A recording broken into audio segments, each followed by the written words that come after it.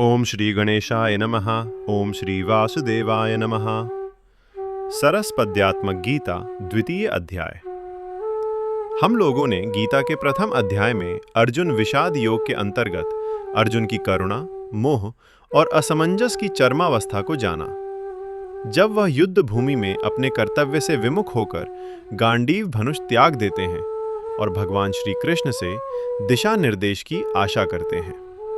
श्रीमद् भागवत गीता के द्वितीय अध्याय से सांख्य योग में यही कथा आगे बढ़ती है, जहां श्री कृष्ण करुणापूर्ण किंतु स्पष्ट स्वर में अर्जुन को आत्मा के अमर स्वरूप, कर्तव्य और धर्म का बोध कराते हैं। विषाद और कर्तव्य के संक्रमण के धर्म क्षेत्र में प्रारंभ हुआ संवाद अब मानवीय भावनाओं की गहराइयों में उतर जाता है।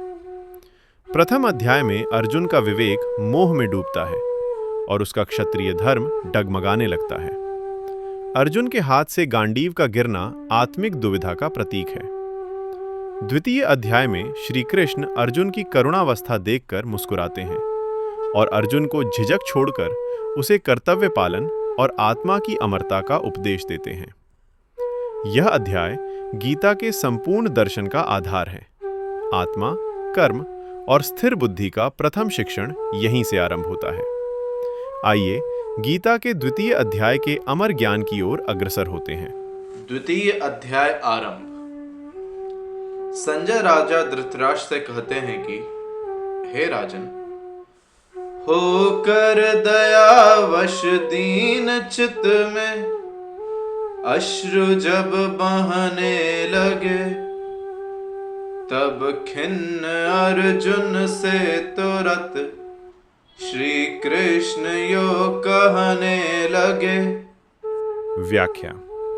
संजय ने कहा, हे राजन, शोक, मोह और करुणा में डूबे अर्जुन की आंखों को आंसुओं से भरा देखकर भगवान श्री कृष्ण उन्हें मोह रूपी अंधकार से निकालने के लिए अपने वचन रूपी ज्ञान दिए, जिससे वह मोह से ऊपर उठें और अपने धर्म का पालन करें। श्री कृष्ण ने अर्जुन से कहा कि हे पार्थ, तुमको मोह कैसा हुआ रण काल में, क्यों फंस रहे कायर सदृश यश स्वर्ग हारी जाल में। अर्थात भगवान कृष्ण बोले, हे अर्जुन, तुझमें ये मोह कैसे उत्पन्न हुआ है? इस मानसिक दुर्बलता को कश्मल यानी अंधकार कहते हैं। एक योद्धा के लिए यह स्थिति उचित नहीं, क्योंकि यह अश्रेष्ठ पुरुषों का चरित्र है। यह आर्यों के योग्य नहीं है।